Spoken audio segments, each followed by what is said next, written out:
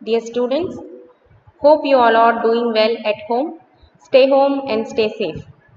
In the previous lectures, we have covered about the distributed systems concepts like the definition, introduction, history of the distributed system, system models, computer architectures.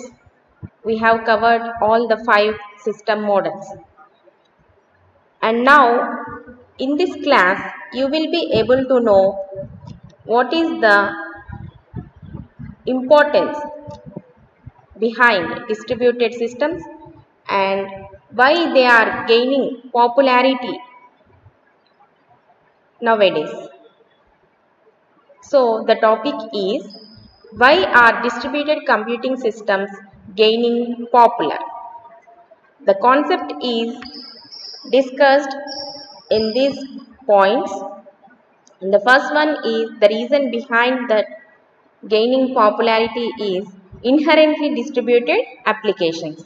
Inherent means within. Okay. Next, inherently distributed applications. For this, the best example is applications which are distributed are say you can think of it as a computerized banking system is a distributed application. Means in a computerized banking system, a customer can deposit or withdraw money from his or her own account from any bank, from any branch of the bank. Not any bank, any branch of the bank. Okay, next. We can also think of a distributed application as a worldwide airline reservation system. Okay, a worldwide airline reservation system. We can reserve tickets from anywhere.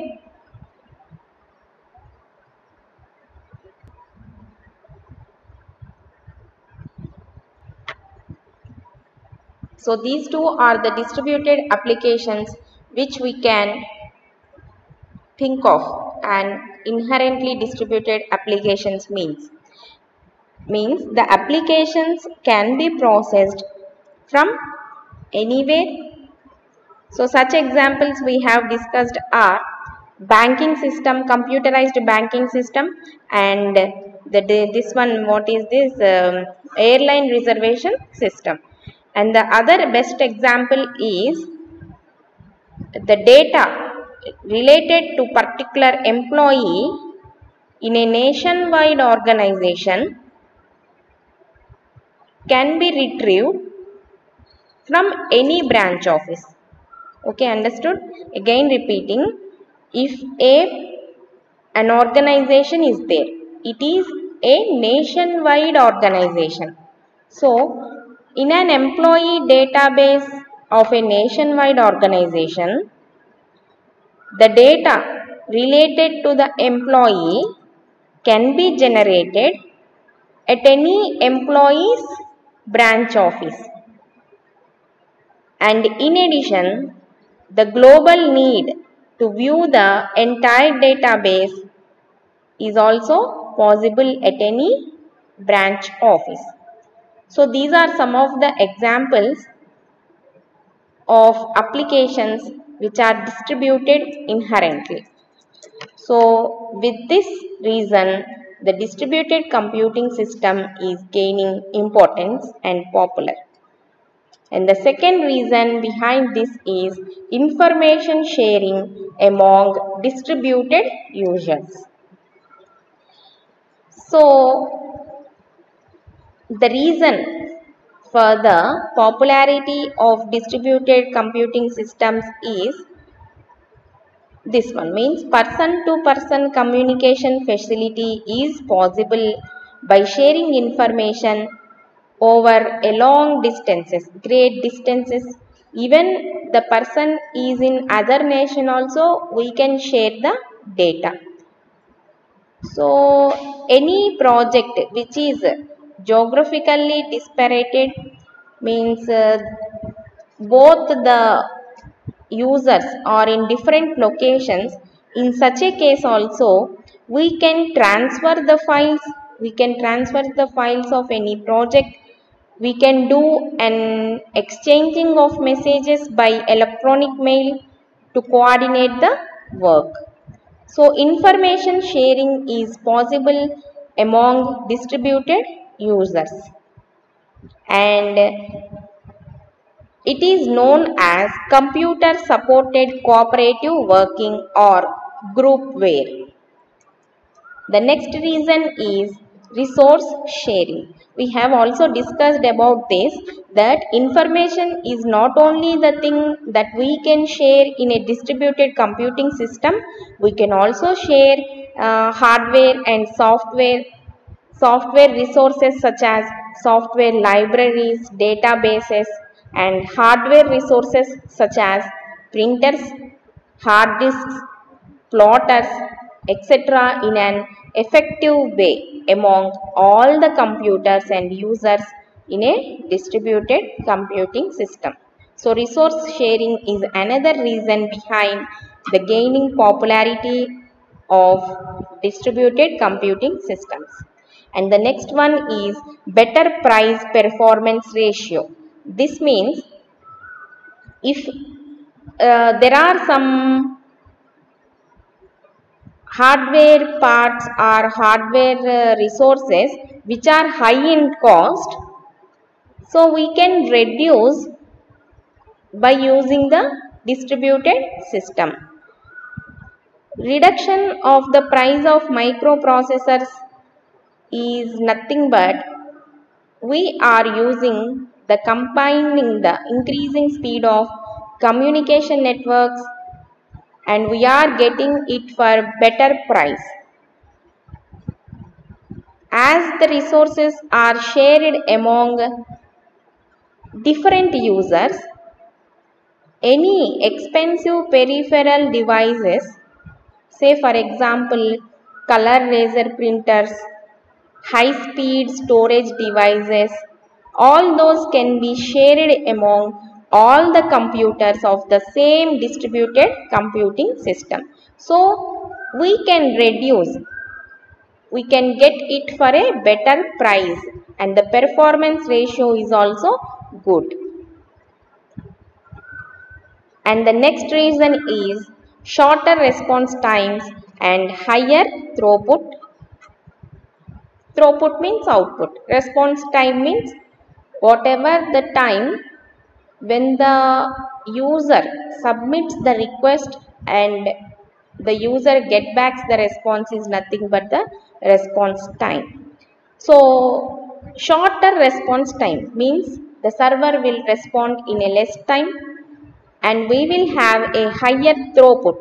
Why? Because multiplicity of processors is possible in distributed computing systems. So, two commonly used performance metrics are response time and throughput. So, these two are efficient while using distributed computing systems. So, this is the another reason behind gaining popularity. And the next reason is higher reliability. What is the term reliability refers to? Reliability refers to the degree of tolerance against errors and component failures in a system. Means tolerance means how long it can bear the failure of the components is nothing but the tolerance. Like that, higher in reliability means a reliable system prevents loss of information even in the case of component failures. So here in distributed systems, the multiplicity of storage devices and processors in a distributed computing system allows the maintenance of multiple copies. When we maintain multiple copies, we can say it in a situation such as any catastrophic failures or any loss in the components. In such a case also we can get the information. The availability of the system will be there. So the advantage of higher reliability is an important reason for the use of distributed computing systems for critical applications.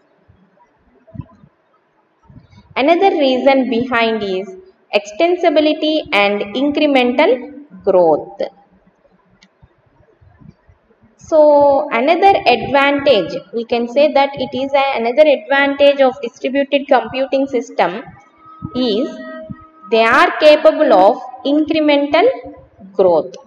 Incremental growth means stepwise growth, which means it is possible to gradually extend the power and functionality of a distributed computing system by simply adding additional resources. When we want to extend or increment the system, we will add additional resources of hardware and software, whatever required when the system is in need. So, incremental growth is a very attractive feature of distributed systems. So, properly designed distributed computing systems have the property of extensibility, means you can extend. For example, you have some, you can extend in your phone, memory you can extend in your phone. That is the extensible up to 64 GB like that. Extensibility is the feature coming along with the device like that. It is a property, and incremental growth should be designed while designing a distributed computing system, and they are called as open distributed systems, which have, so open distributed systems have extensibility and incremental growth.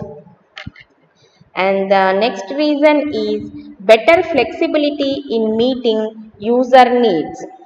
Means in the name itself we are able to identify that whatever user needs are there, we can meet, and we are feeling much flexibility in case of using distributed computing system instead of centralized computing system. Means different types of computers are suitable for performing different types of computations. For ordinary data or processing jobs, or some process where high performance computers are suitable for complex mathematical calculations like that, we will have different types of computers which performs different computations. So, a distributed computing system may have a pool of different types of computers, so that we can, whenever the most appropriate one can be selected for processing the user's job depending on the nature of the job. So, if the user got any process which requires mathematical computations to be calculated like that, then also it is possible. Why? Because we have pool of processors. So depending on the nature of the job of a user, we can select an appropriate processor for processing the user's job. So it meets the user needs as per the nature of the job. So all these advantages, or we can say that these are the reasons behind the distributed computing system for gaining popularity. Hope you all understood these reasons. Now, before moving to issues in designing a distributed operating system, you need to know what is a distributed operating system. So, an operating system is nothing but an interface between the hardware and a user, which you have studied in operating systems subject. Same here also, according to Tannenbaum, an operating system as a program is a program that controls the resources of a computer system and provides its users with an interface or virtual machine that is more convenient to use than the bare machine. So what it provides means, it provides a convenient environment and where the user can work in an efficient way. See, whenever there is no operating system, you cannot load any software onto it. You cannot use. Why you are able to use some editors or Microsoft Word applications, Office work applications, how you are able to use? As they are installed on the operating system, as they are installed in your drive. So, without operating system, you cannot perform any job. Even just it is a hardware, just a hardware, we cannot use it directly. So, what operating system is doing? It is creating a convenient environment for the user in order to use in an efficient way. Any application we take, we can use it in an efficient way. And it also controls the resources of a computer system. Controlling the resources of a computer system, it provides the users with an interface in which the user can easily do his or her own job. So according to this definition, the two primary tasks of an operating system can be think of as to present users with a virtual machine that is easier to program than the underlying hardware, or to manage the various resources of the system. So, this involves performing some tasks like keeping track of who are using which resource and granting resource requests. The operating system should take care of accounting of resource usage and mediating conflicts requests from different programs and users. Mediating means it should conflict requests may arise. Conflict request means when a user A also want printer and user B also want printer, there is only one resource printer. Then at the point of the time, if both requests are for printer, how it will mediate the conflict requests and different programs and users, coming from different programs and different users. So all these we have covered under functions of operating systems in operating systems subject. The operating systems. So what are the types of operating systems and what type of operating system we will use under distributed computing system means distributed operating system. Operating systems commonly used for distributed computing systems can be broadly classified into two types. They are network operating systems and distributed operating systems. The three important features which are used to differentiate between these two operating systems. What are they? Network operating systems and distributed operating systems are, these three features are differentiating between network and distributed operating systems. What are they? System image, autonomy and fault tolerance. These three features are differentiating. Differentiating means making a network operating system and distributed operating system. Let us see what is the feature of system image. System image means it is nothing but from the point of view of the users. We are talking in case of a network operating system, the users view the distributed computing system as a collection of distinct machines connected by a communication subsystem. This is important. Each machine is different from another. That is, see here, the users are aware of the fact that multiple computers are being used. So, in a network operating system, there are a collection of distinct machines connected to a communication subsystem, and we can know that multiple computers are being used. Okay, system image means that one. How many systems we are using, we can know. But in a distributed operating system, it hides the existence of multiple computers and provides a single system image to its users. Means it will create an illusion that there is only one single system. See here, that is, it makes a collection of networked machines acts as a virtual uniprocessor. Uniprocessor means only one.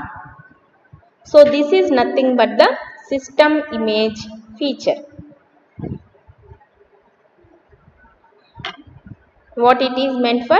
In a network operating system, the users can view the distributed computing system as a collection of distinct machines, different machines connected by a communication subsystem, and the users are able to know, users aware means to know, users are able to know that multiple computers are being used.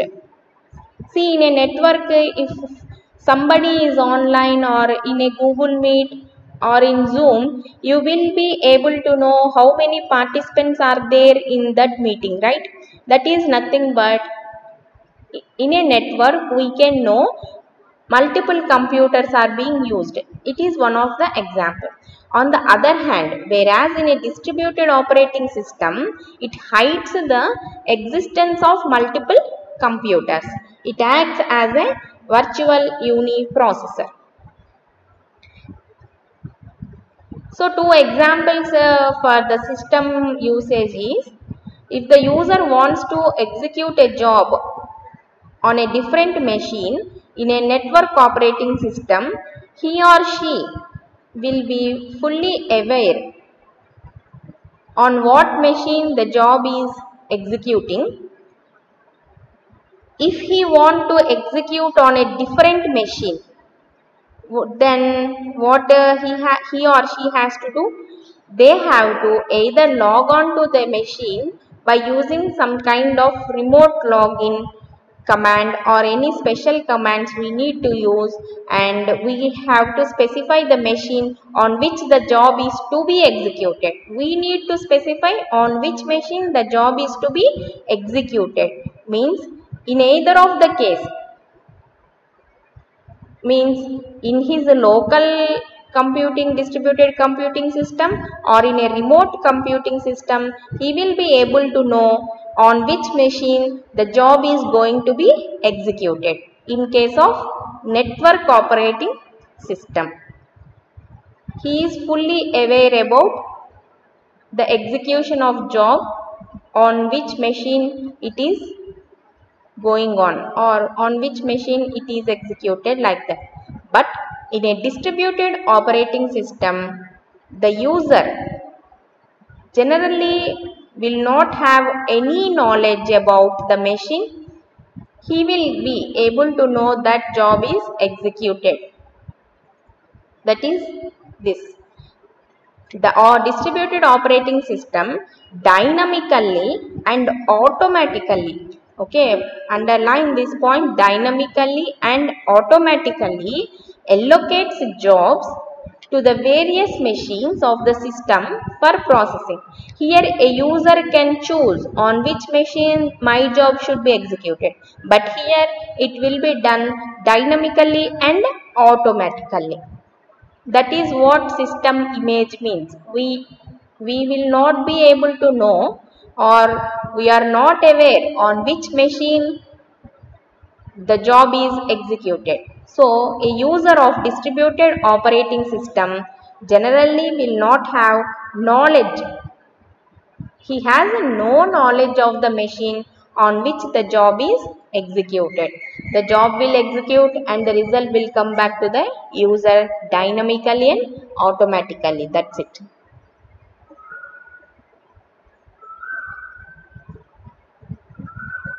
And the next feature is autonomy. Means a network operating system is built on a set of existing centralized operating system.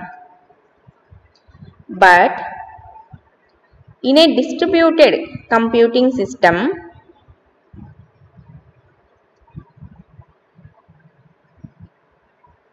each computer of a distributed computing system has its own local operating system. So, there is essentially no coordination at all among the computers except for the rule that when two processes of different computers communicate with each other, they have to follow or they have to agree on communication protocol. Means in this is all in a network operating system built on centralized operating system, handles the interfaces and coordination of remote operations. Okay, I am repeating again. In a network operating system, each computer of the distributed computing system has its own local operating system. So what happens? There is essentially no coordination required.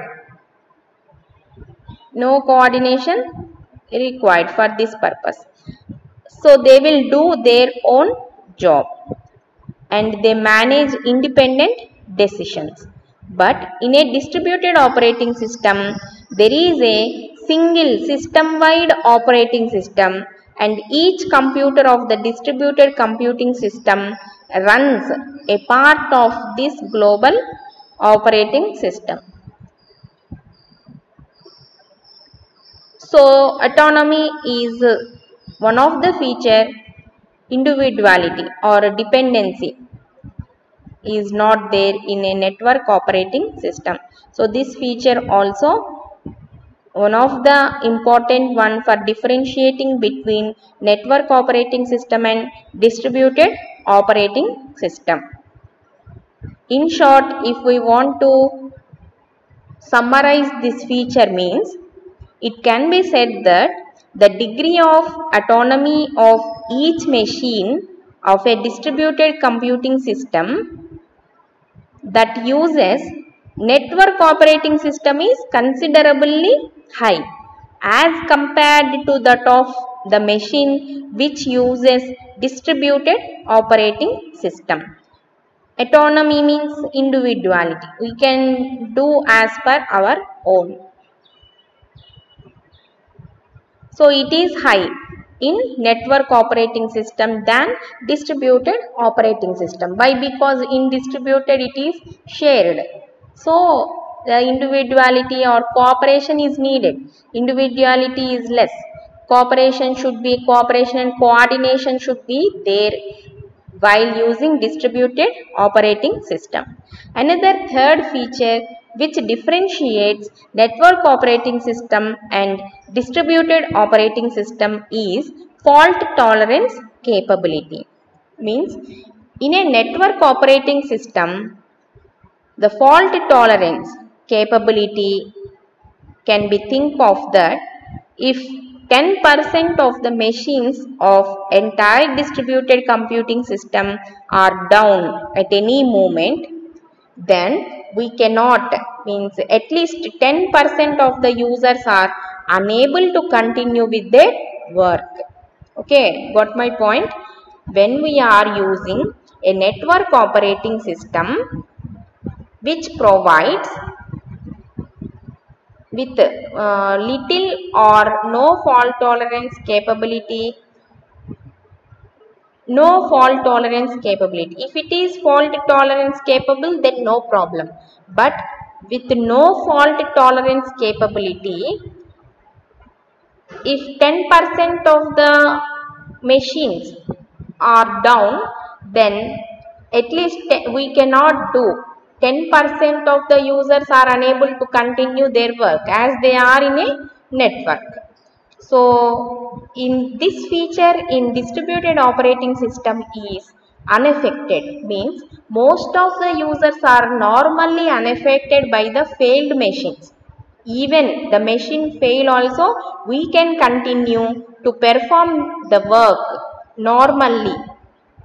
So with only a 10% loss in performance of the entire distributed computing system. So distributed systems are fault tolerant. Fault tolerance means they can overcome any faults. So the fault tolerance capability of a distributed operating system is usually very high as compared to that of network operating system. Okay, to summarize, fault tolerance is high in a distributed operating system. Autonomy is less in a distributed computing system, and the system image is also hidden in distributed computing system.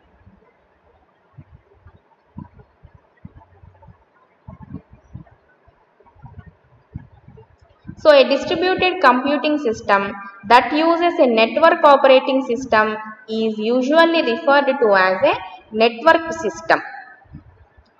Okay, whereas the one that uses a distributed operating system is called as a distributed system.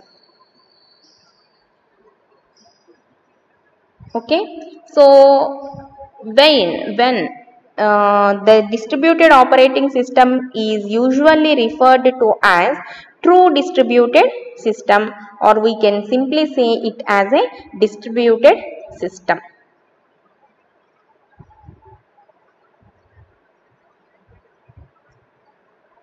If we use a distributed operating system, it is referred to as a distributed system. If we use a distributed computing system that uses what we have discussed before, network operating system, a distributed computing system that uses a network operating system is referred to as network system. Okay, both distributed computing system, if the network operating system is loaded, then it is called as a network system. A distributed computing system, if the operating system is distributed operating system, then we can call it as a distributed system.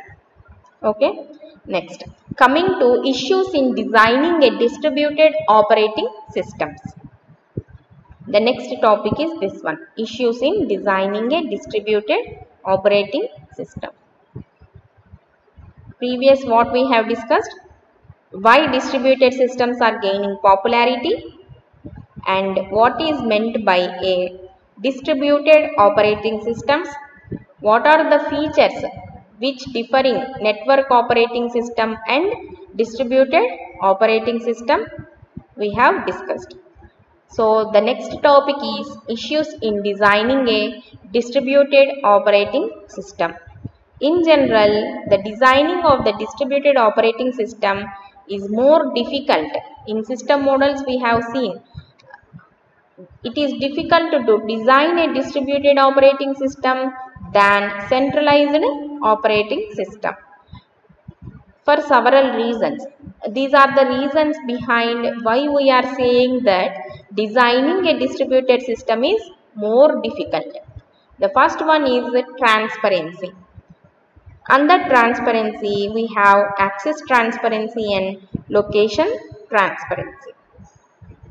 In location transparency, we have two main concepts like the name transparency aspect and user mobility concept. And the next reason is replication transparency, failure transparency, migration transparency, concurrency transparency, performance transparency and scaling transparency. All these are the one of the reasons for saying that if there are issues in designing an operating system. The other issues are reliability, fault avoidance, fault tolerance. We should develop or design an operating system, distributed operating system in such a way that it is reliable, fault avoidance, it can tolerate in during faults, fault detection and recovery. It should be flexible. The performance of that operating system should be high. Scalability should be there, heterogeneity, and at last the security and protection is also much more important, and these issues should be considered while designing a distributed operating system.